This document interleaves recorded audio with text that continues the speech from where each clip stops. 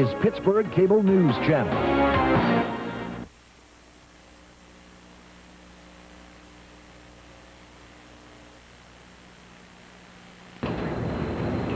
Have you seen that campaign ad for Jim Roddy that makes Larry Dunn look like, well, a dunderhead? If you haven't, we're going to be showing it to you momentarily and asking you for your critique. Is it fair? Is it effective? Is it politics as usual? Also today, an area man who has wrangled his way into the wrangling profession. He handles animals for film and television productions, a career that's sure to give rise to some good stories. We'll hear a few. Your calls always welcome as well. It's Cullen on Cable.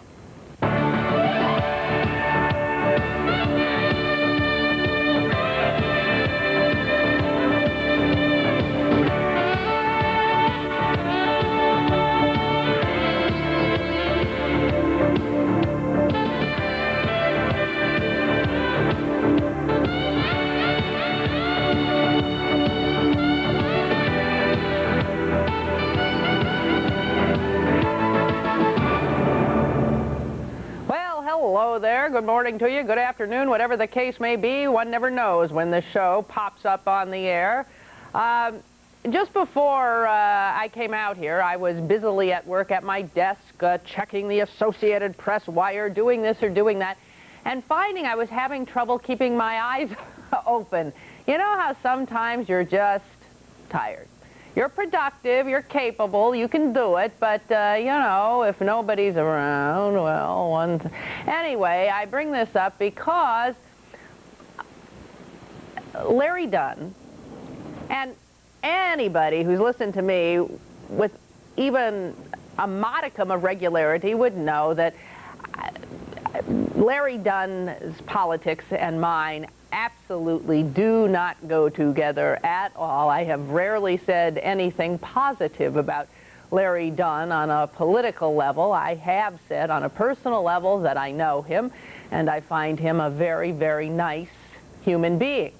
I also know the man he's running against, Jim Roddy, and I find him a very nice human being. So none of this has anything to do with personal stuff. The two of them are both Republicans, both seeking the Republican nomination in the primary election to be held in 1 week's time, actually exactly one month's time, exactly 1 month, for the county executive position of Allegheny County, the first ever. Now, we have been told and warned by political analysts in these parts that this is going to be a nasty kind of a race. Nasty on the Republican side, nasty on the Democratic side, featuring County Coroner Cyril Wecht and County Commissioner Mike DeWita. However, right now we turn to the Republicans, Dunn and Roddy. Have you seen the ad? Have you seen it? Oh, boy. It's an ad for the Roddy campaign put together by Brabender Cox, a mightily respected political consultant group that has figured actually in some pretty nasty races around these parts as well. Anyway, let's take a look first. I'll try to stay awake. Let's take a look. This is the Back Talk segment today, and I will, really, we want some criticism from you, yay or nay, 333 PCNC. You can get on the line now. Here it is.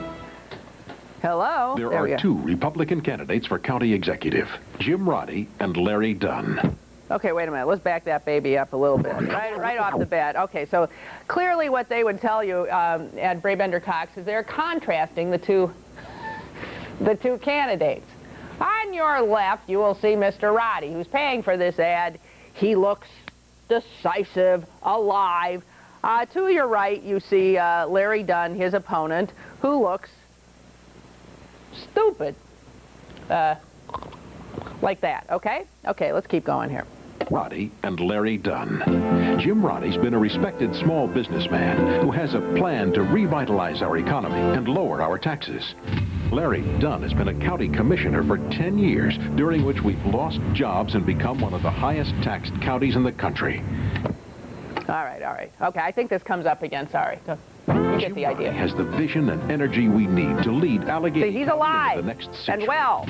As He's for not. Larry Dunn, you decide. All right. Now, I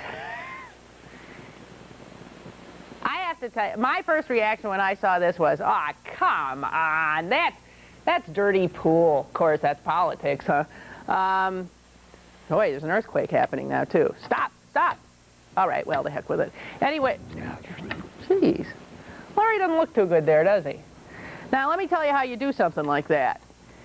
Obviously, there's lots of footage of Larry Dunn around. He's been in the public eye for some time. You can take footage from anybody who might at any time be, you know, like, I don't know. Larry Dunn has said, by the way, that he was outside at an Arlen Specter speech or something, and that his contacts were bothering him. It was windy, and he was having some trouble with his eyes. Possibility, I don't know. Also a possibility, he's just, he was tired. Apparently, it's about 3 seconds of real-time video that the folks at Brabender Cox slowed down. You can tell it slowed down. So it makes it even more sort of weird looking.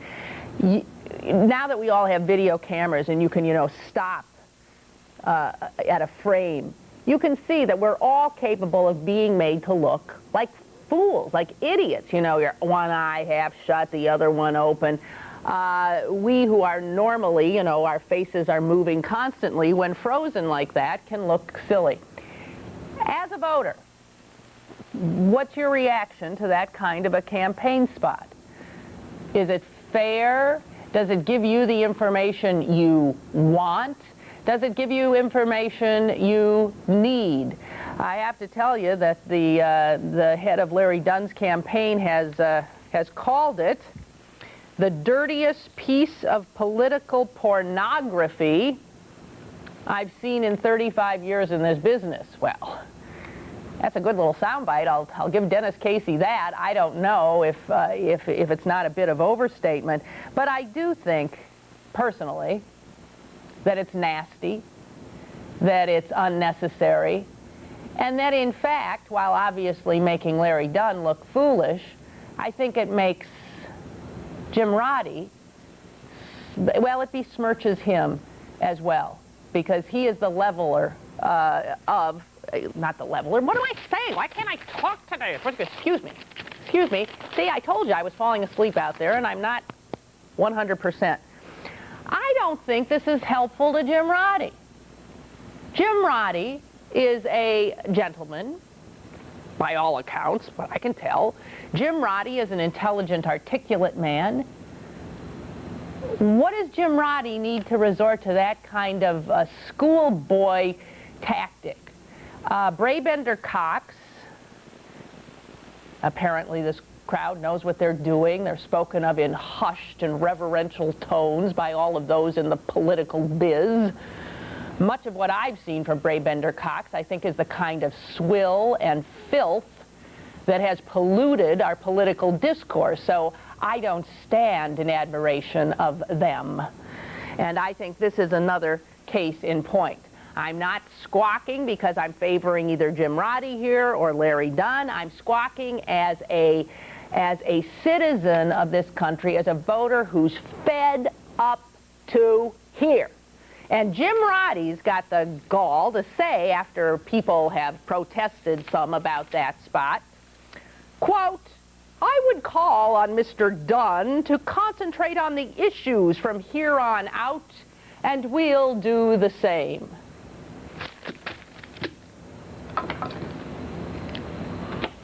Tony? Good morning. Hi. Morning, Lynn. Hi, what do you think? Okay, I'll tell you what. I'm a Democrat. Yeah. Yesterday I went to the courthouse. I switched my voter's affiliation to Republican just so I could vote against Roddy because of this ad. Thank you. Do you believe that? Can you switch parties this close to the election? Do you believe that? Was he calling from the Dunn campaign? Do you believe? This is the thing about these kind of calls. You guys can say anything. I don't know. It's possible. He's offended by it. I'm offended. Who's this? Line one? On one? On one? Bob? Hey, good morning, Lynn. Hi, I'm sorry. I'm just a little bit out of it today. Go. Okay, Lynn. Go ahead. So what? So what? So what about the ad? The media's been making a buffoon out of Larry for a long time. I don't think it makes any difference. Well, you could argue that Larry's been making a buffoon out of himself for a long time. Well, I mean, I think the media. I'm not a fan of Larry Dunn. Nor am I. And I'm a registered Democrat, and I'm changing my registration not because of this, but because of Clinton. And I just think that all's fair in love and war. I mean, I don't see anything wrong with it. There's no truth in advertising in political ads. Yeah, but so what is? Oh, yeah, okay, that's true. But on the other hand, what is this?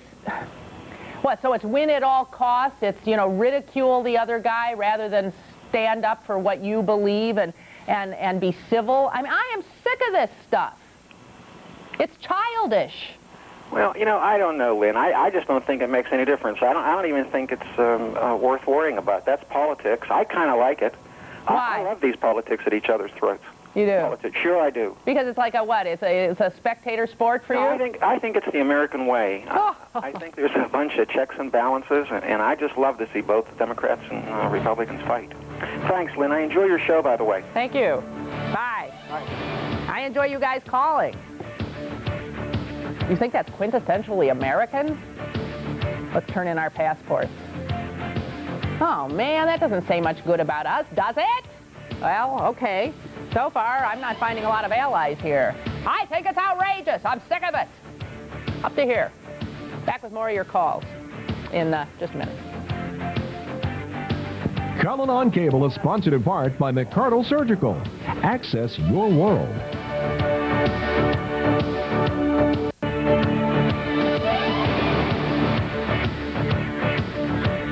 Well, Larry Dunn has called the ad by Jim Roddy, his opponent, the television ad, a dirty trick. And they've actually said they're going to report this to some, I don't know, oversight agency for, what is it called? I don't know. There's somebody who actually supposedly oversees this kind of thing nationally. The firm who put it together, Brabender Cox, John Brabender, has said there was no attempt here to embarrass Larry Dunn. Now, see, it's stuff like that that annoys me. Don't give me a break. I mean, don't give me that guff. I can't think today. That is ridiculous. Of course it was there to embarrass Larry Dunn. Stop already. Give me... I take all this sort of personally because it's like an insult to my intelligence. This is how I'm supposed to... Oh, never mind. Here we go. Michael, go ahead. What do you think? How you doing, Lynn? I'm... Well, it doesn't surprise me. I mean, this has been going on as long as there's been American politics. And yes, you should see it as an insult to your intelligence. We should all see it as insults to our intelligence.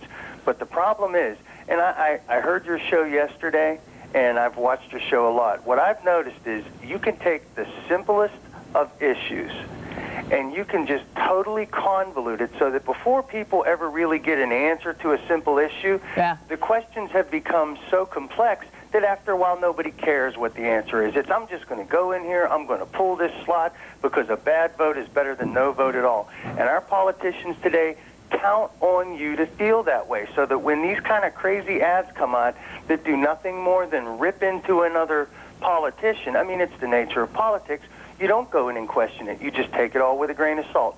We do this enough, decade after decade after decade, and politicians count on us to continue to do that way. What we have to do is we have to take a personal inventory on what these issues are that are out there. I mean, us as voters, and not just go in and vote along with the mob rules vote. I mean, you know what I mean? It may take a little work, it may take a little concentration, but we have to do it as voters and hold these politicians accountable. Well, I agree. I mean, use your critical abilities, your intellect, your brains. This is appealing to the lowest, most idiotic parts of our nature. I cannot Well, you know what the problem is, I've noticed? With a voter, they don't care about the issue until the issue is sticking it to them. If the issue never touches them at their home, they don't care. Yeah. And that's our own selfish nature. We have to consider not just ourselves, but the world around us. We can't function in a way. And look at what this last caller said. These are people you vote for who make value decisions on your lives. And yet we all sit back and we say, that's politics. You got to take it because that's the nature of politics. I disagree with that, and it really makes me ashamed sometimes to be a registered voter. Yeah, I feel the same way. Thank you. I appreciate your call. Dorothy, hi. Hi, Lynn. Hi. I watch you all the time, too. Thank you. And to be truthful with you, I think it will give Dunn more votes. You think it'll backfire? I think so. I think it's like a childish thing. And it's, yeah, it could. It certainly could get him some sympathy. I mean, I don't think it does anything positive for Jim Roddy. That's what I don't, I don't understand why these people don't know that. In fact, I said it's very rude, I think, of him. Yeah. Okay. Thank you. Appreciate it, Dorothy. Bye-bye. That takes us to Maggie. Hi, Maggie. Yeah, then I saw that vote yesterday on McIntyre's show, and I thought it was terrible. And that just shows you it's just a Republican vote. Know what the advertisement. And if DeWita was ahead, I would vote for Dunn. It's just normal Republican strategy. It will backfire as usual. Okay, but this is Republican on Republican. I know, but still, that's Republican. Okay. They don't care who they hit. Well, okay. We have been warned, though, that this race is going to get ugly on both sides. I think Democrats are capable of this kind of nonsense, too. I hate it. Tim. Hello. Hi. Hi, how are you? I'm fine. Go ahead. I think you are very silly, and I love you. And I think that TV thing, it makes Mike DeWita look. I'm sorry, Larry Dunn. Yeah, it makes him look really, really silly. I think it's humorous, but I think that I know that he's a good person. He really cares for the county, but I think it makes Jimbo look really sad and desperate. And as far as the young man who said that that's the politics and that's the way the America is, I think that's a sad commentary on Americans. I would agree. God forbid that is who we are. I want to just disassociate myself from all of it. Hey, thank you, Tim. Thank you. Appreciate it. Even if you called me silly. Why'd you call me silly? Irene. Good morning, Lynn. Hi. I'm in agreement with you. I'm a registered Democrat, and I was sort of leaning toward Roddy if he got the nomination, but I definitely will vote for a Democrat. I sort of don't go for the two Democrats, but definitely if Roddy gets a nomination, I am not voting for him. On the basis of this ad? Roddy seemed like a nice man that knew the issues, but when they bring this into politics, that just turns me off. You know, this Brabender Cox that put this together, this is the same crowd that did the helicopter over Klink's house. Yes, I know. And yeah, that was fine back people. by Santorum, I think. He got Kersey or whatever his name was to use this, and that's dirty. And that doesn't belong in politics. Talk to me about what are you going to do? Why I should vote for you? Don't do the silly stuff with your opponent's picture. I mean, give me a break. I want the issues. Yeah. I suppose next we'll see Larry Dunn on a Jim Roddy spot with a mustache, put on him or something. I mean, come on. This is like third grade stuff. They're worse than little boys. Yeah. Well, they are little boys. Yeah. Bye. Okay. Not that girls aren't capable of nastiness. In fact, probably worse. Bert. Hey, Bert. On line 6. Gone? Not there? Barb, are you there? Hello? If you need help, hang up. Oh, I don't need help. How about line 2, Brian? Yes. Hi. I was calling basically because, once again, we are stuck with the same old choices here. The ads just show it. These guys do not have a plan, and that goes for both Republican and Democrat. You look over the 4 candidates. You have Wecht, who the only thing that's really going for him is that it's been so long since he screwed up county government that nobody remembers it. You have DeWita, who hasn't had an original idea in all the time he's been up there. You have Dunn, who gave us a tax cut, which we're still paying for out the nose. And then we finally have Roddy, who has tried running before and has lost. Once again, no, he's never run. 4 old people that do not have an idea, do not have a plan, do not have any way of implementing it, but they still want the office, and instead of having 3 commissioners now. We will have 1 commissioner plus 10 people below him. All we've done is throw more people into a bad situation. And let's face it, the reason the young people of this town are leaving is because they see this idiocy repeated over and over and over again. Well, and a happy, positive day to you, too, Brian. Have a good one. Bye. Bye-bye. Gee, if I were Brian, I'd go back to bed. No, this kind of junk is all over the place. It's not just Pittsburgh. I don't think anyone's going to pack their bags when they see this, but it's depressing, it's distressing, I'm sick of it. And yet they say we keep seeing this kind of thing because it works. And I don't know, might make you start rethinking what you learned in civics class, that the American form of government is the best by gum in the world. Why, democracy, giving a vote to the common man. It's a wonderful idea. I wonder. I don't know. Anyway, okay, enough. We're going to the dogs when we come back. We got some great dogs here. We got a guy who makes a living handling them. I'll handle a few myself. I'll handle you, too, if you'd like. You can still call 333-PCNC. Take part. It's interactive. It's Cullen on cable. The official transportation provider of Cullen on Cable is Pittsburgh Limousine, the one clear choice in transportation.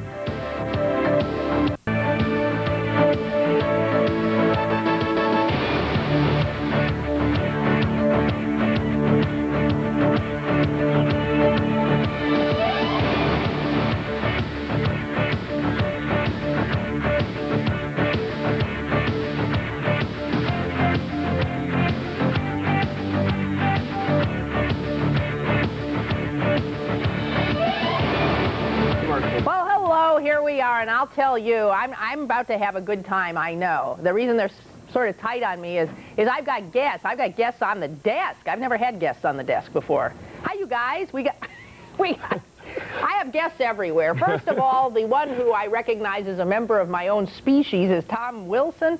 He is a veteran television and movie animal wrangler. Yes. I never even heard of that before, that wrangler. Well, that's kind of a term, I don't know. It's actually got into training for commercials and things, and so I guess that's the name that goes with it. But okay. It's really a talent agency where we train the dogs for the commercials. Well, speaking of dogs, what we've got here, who do we have here? Let's introduce some of these guys. These are my wife's Yorkies here, and one of them was just done in a commercial not too long ago. Who? The bigger of the two? The bigger of the two, yeah. Okay. That's this is Boo, and that's Cupcake. Ooh, you were in a commercial. How totally They're cool. what we call teacup Yorkshire Terriers. They're the very small ones. Okay, well now, you know, I'm looking at them and they seem a little hyperactive. So how do you handle something like this? I mean, how do you make her do what she's got to do? Well, the shot was very simple. All she had to do was sit on a scale and be weighed in a weight loss commercial for getting fat. Like she really had a weight problem. Yeah. But up an ounce or two, huh? Yeah. Okay, so... But these guys are all puppies. They're all just in training. We brought them along today just to show you some different dogs. They're 10 months old. They're all the same age, actually. They're all 10 months old. Yeah. And this beautiful, beautiful, beautiful animal. And he's a 10-month-old Weimaraner puppy. Woo-hoo! And you are almost out left. of here. I almost left. Yes. Come over this way. Can you turn this way so we can see your beautiful head? Turn around. Do Weimaraners always look like they need some Prozac? Well, I don't know. They always look sort of depressed. You know what I mean? Look at that. You know, the world is not quite... Oh, you're just going to fall. You look like Larry Dunn in that commercial. That's what he's looking like. He's really a very calm puppy. Yeah, Sometimes puppies are not quite so calm, but he is a really gentle, easygoing puppy. And he's being trained now. He'll be one of our top show dogs next year, but he's also going to be used in commercials and things. Okay. So, you know, Tom, you're more trouble than these animals. Now you've got my tape machine going backwards here. What are you doing? I don't know. You're falling off the set. We've never had anybody fall off the... This is the guy in control here, and the three animals are doing better. That's true. So how did you end up in this kind of bizarre. Well, I've been raising show dogs and showing dogs and training dogs for almost 40 years now, and about 5 years ago, a very prominent photographer here in Pittsburgh, Harry Gillio from the South Side, has one of my dogs which he uses for a lot of still shots, and he has a puppy from me, and he asked me to get him dogs for a commercial shoot that he was doing for Dad's Dog Food one day to do some new packaging, and the dogs that they had chosen and someone else had gotten for them just wouldn't do this. They couldn't get them to sit still. They couldn't get them to stand. They couldn't do anything. So I kind of rescued the situation by calling a friend who I knew had the same kind of dogs. They wanted Springer Spaniels in the commercial. So Harry started calling me to obtain animals when he needed to do still shots. And so we've done a lot of packaging. Rhett, you don't fit on there. But I think they stopped at the corner bar before they came here. They're both falling down. Wait. There you go. Now he's fine. You go. You're okay. So it grew from there, and Harry started telling people where they could get different breeds. I have connections through a grooming business for 35 years that I've had, and being involved in dogs, that just about anything somebody needs for a commercial, we can get for them. I have the connections to get them. What's the oddest request you ever had? Pigs, baby piglets. We had to do and train 3-week-old baby pigs to pose. Pigs are supposed to be very smart. They really are, and when you get them that young, they're not too contrary yet. They're pretty easy to deal with. So we had a company up in Tipton, PA called New Pig Corporation, who makes absorbent materials, and they wanted baby pigs in their for their logo. So that's what we got them, was baby pigs. We've done some stills with baby tigers. We've done a lot of dogs, miniature horses. Just about anything that the art directors want, we'll get it, and they tell us what they want it to do. We train it, we bring it, and that isn't what they want it to do when it gets there. Usually they change their mind, but we stay flexible, and usually the animals that are that trainable are able to do what we want them to do. Who are the easiest, which are the easiest animals to work with? Would you say a dog? Dogs, yeah. Generally, they're more receptive to the training, and especially if you choose well-trained dogs to start out with, then they're easier to work with. Excuse me. We've gone and gotten animals. The Humane Society and Animal Friends have all helped us out a lot when we need a certain animal that we don't have available. And we've always managed to get those adopted for them once they've appeared, because everybody gets to know them at the commercial and they end up finding a home. So we've worked with them a lot. These guys are missing their mom, I can tell. Yeah, this one's starting to cry a little bit. Hey, if you got any questions, feel free. I'll share them. 333-PCNC. We'll be back with veteran animal wrangler Tom Wilson and a cast of thousands in just a moment.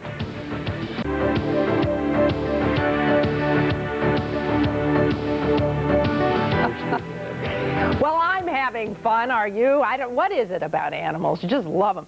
And they always say, you know, do actors, I suppose when you bring an animal into a situation with either in a movie or in a commercial shoot for somebody, there are some actors who handle the situation better than others. I mean, you could have a human causing more trouble, actually. We always have this thing that we'll get it right the first time, but then they have to, the human talent has to keep doing it over and over and over again. But yeah, the animals do it pretty well. If we've rehearsed it and we have it. The hardest thing we had to do is a commercial for dads that we'd recently did that's running now with 14 cats in a schoolroom together. And it took a couple of months to get them used to each other so they would sit in a room with each other and not challenge each other and have a bunch of problems. And then to get them to do what they needed to do, which was some action shots of spinning a globe and a paper airplane flying over and a dog sitting, a cat sitting with reading a book, and another one with a dunce cap on its head in the corner, and all these things. That must have been a rough shoot. A lot of times, and yeah, and it was in a big old schoolroom in Pittsburgh, a closed-up school, and it was so hot, and they thought they could open the windows to cool it off. On the second floor with 14 cats loose, we said, no, that's just... Not a good idea. That's one of my jobs, is to make sure that the animals are safely handled all the time, and that we don't do anything that would endanger them, because sometimes what they want isn't, they don't understand animals aren't capable of doing some of that, and There's so much stuff being done with computers today. I was going to say that a lot of animals stuff performing it. Exactly. I mean, it seems to me that I see a lot of stuff which clearly is computer enhanced, or all these talking dogs on the flea product commercials and everything. That's all done with the computers, and rarely do the dogs do all that. You know, you're bringing a memory back to me now. That once trying to shoot a feature for another television station, I was doing something with a cat that I had seen do this hysterical thing a number of times with a fishbowl, fishing. You know, there's a poor little goldfish swimming around, and this cat was always, you know, like batting at it, and I wanted that shot. It was such a cute little thing. Well, of course. Trying to get it under lights and... all of a sudden, that which the cat did all the time, you put it in that situation, the cat would have nothing to do with it. Cats are very intimidated by the lighting and everything. That's why rehearsals are real important. And, you know, when we have a job like that, we work a long time on it before it actually happens under our conditions to make sure that they're going to be used to that situation. So you have to be an extraordinarily patient Very patient. man. And if you wait long enough with animals, you'll get what you want. And photographers sometimes have to learn that you just have to keep taking pictures till you get it, because it sometimes doesn't come out the first time, or you don't get exactly the look they're looking for. And the good animal photographers know they have to stay very patient and just be repetitive until they get the shot they're looking for, and then it's great. I think a lot of people wonder when they see a movie and there's animals in the movie, if those animals have been, excuse me, well, hello, my voice just disappeared. Did you hear that? Yeah. If they both like turn at the exact same time. Is there specific requirements put out by the Humane Society or something when a film is being shot, or not? How does that work? Well, they are usually on the set. The Humane Society is? Many times, yes, they're there, and they have representatives that come and maintain that. Now, for an average animal shot, that's not necessary, but when they start doing horses falling and that kind of thing, that's what I've often wondered about. It's very well controlled, and the animals, they have to be assured that the animals are not going to be hurt. Now, you look at something like all those old cowboy and Indian movies we saw as kids. That was before, when it wasn't regulated. You're seeing animals, those horses going down. They had to have been hurt, a lot of them. I'm sure they were, and that's where the regulations have come around from. But yeah, it's all controlled, and the animals are never jeopardized in any way. And even with the temperatures, if it starts getting too warm, they start panting. We stop and cool them off and give them water. Now, if it calls for an exotic animal, you said you worked with baby tigers. Where do you get a baby tiger? I mean, you don't go to the zoo. No, there are places that we connect with, and you have to be careful even where you take them, because there are regulations, like in the city, you can't bring in even kittens that are tiger cubs or kittens. Yeah, it's very closely regulated. So that has to be done in certain places and under certain conditions. Well, these guys are calming down. There always are sources for those things. It's just a matter of finding the right people that have the right animals that are well-trained and getting them to do what we need them to do. Well, Tom Wilson's here. He's alive. The animals are all falling asleep. I swear, I was watching. Did you watch that Larry Dunn thing? Is that what did it to you, too? There's something sort of contagious about it. I know. I know. I'm falling asleep, too. We'll be back.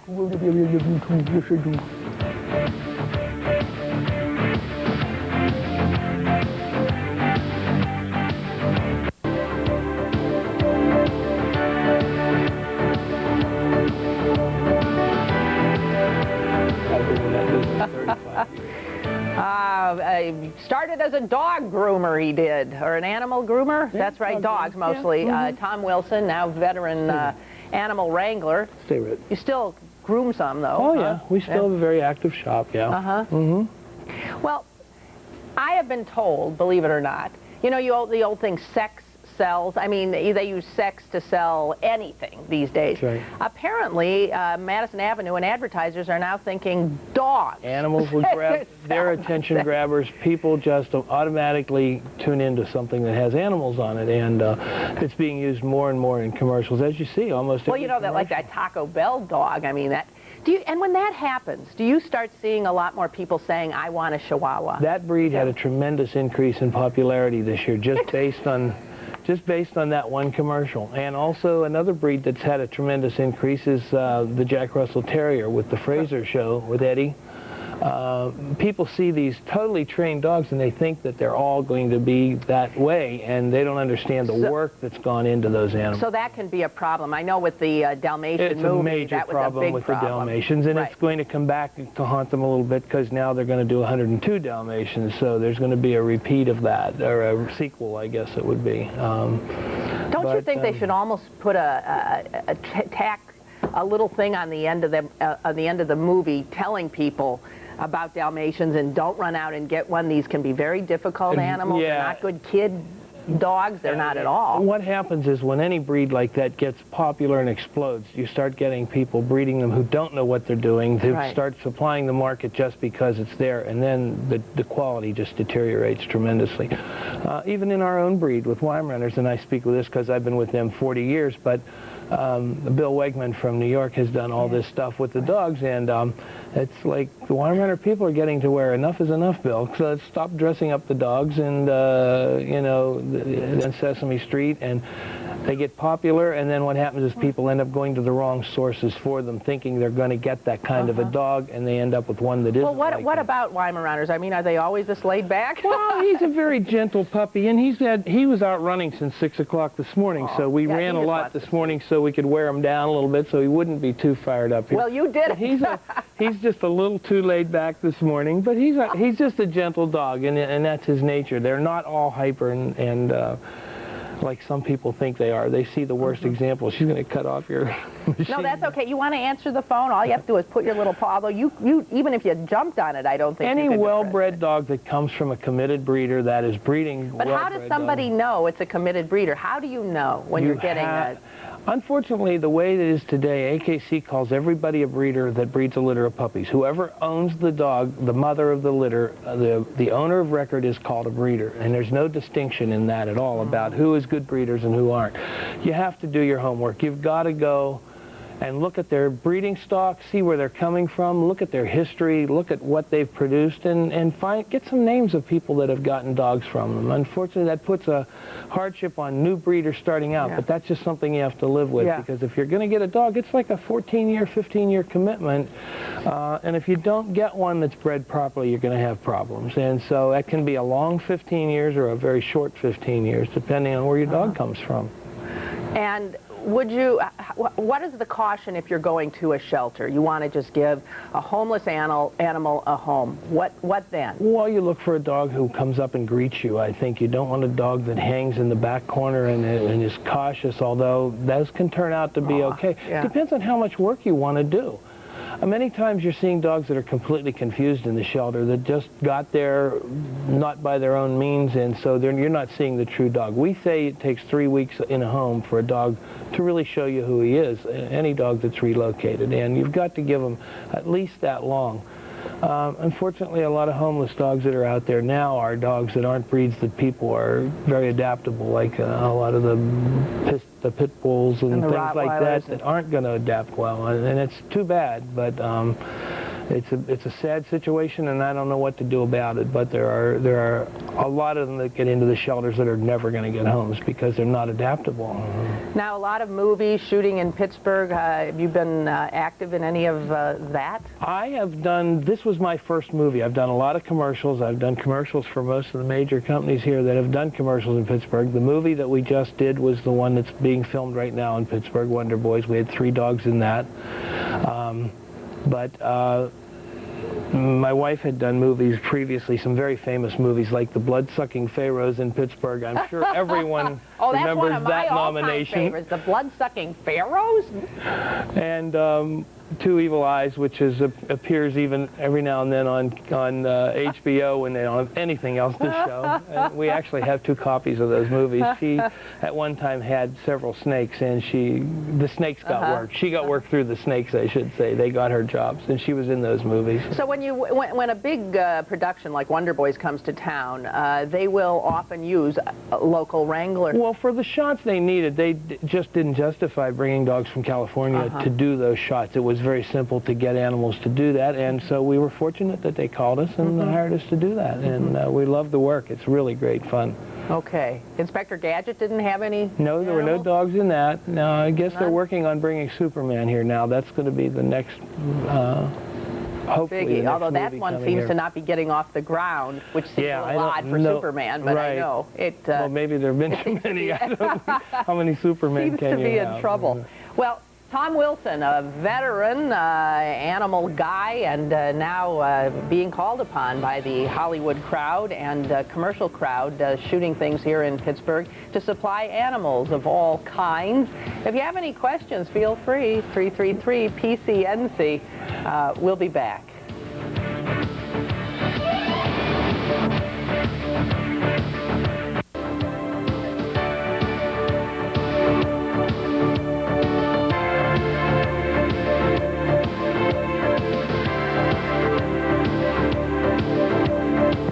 Hello, you. So this is a star of stage and screen. No, this, not me. In my dreams, you understand.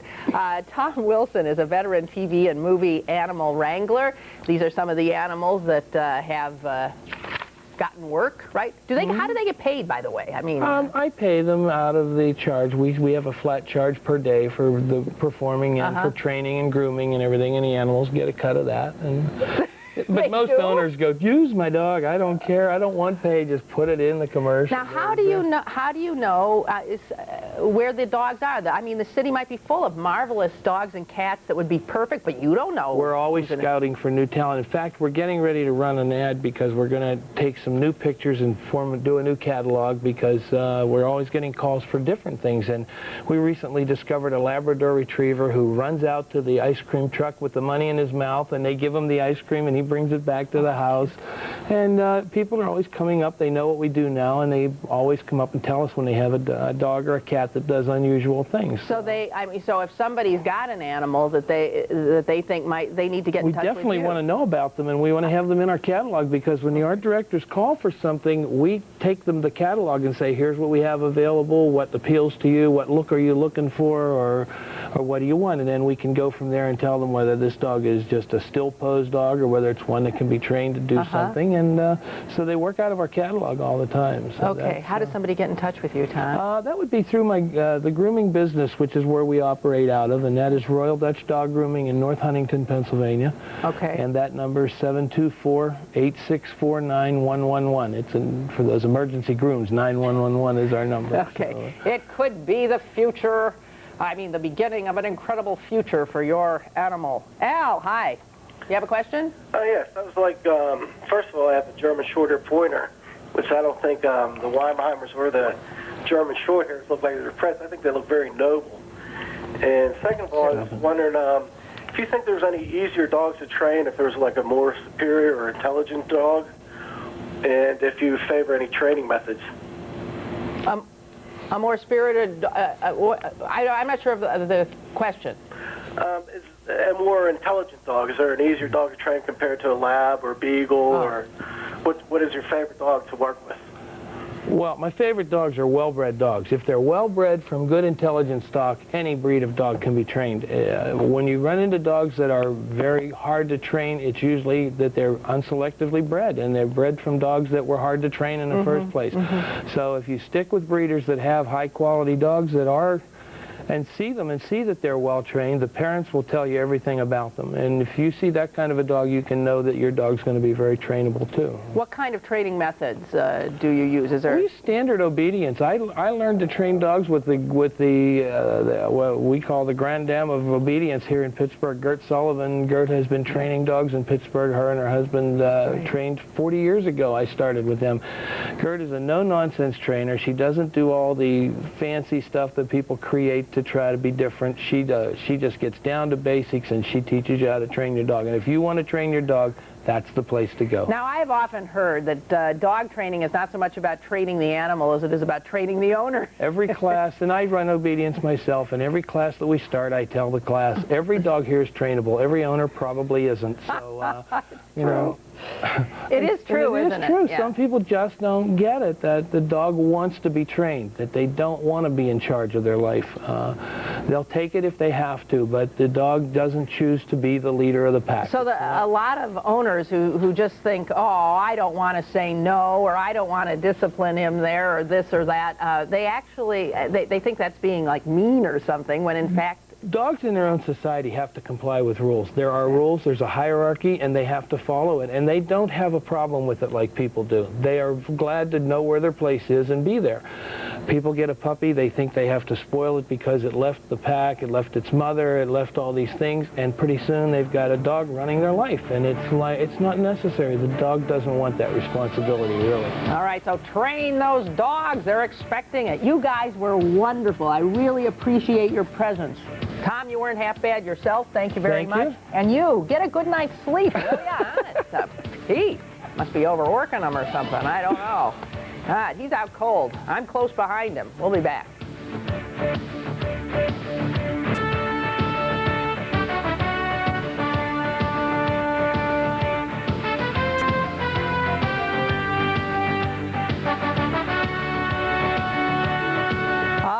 That was fun. Tomorrow, political analyst John Delano. He's almost as cute and cuddly as some of those dogs. On Thursday, the author of a book about Hillary Clinton, Joyce Milton. The book, The First Partner. Thanks for joining us today. Hope we see you tomorrow. Have a good day.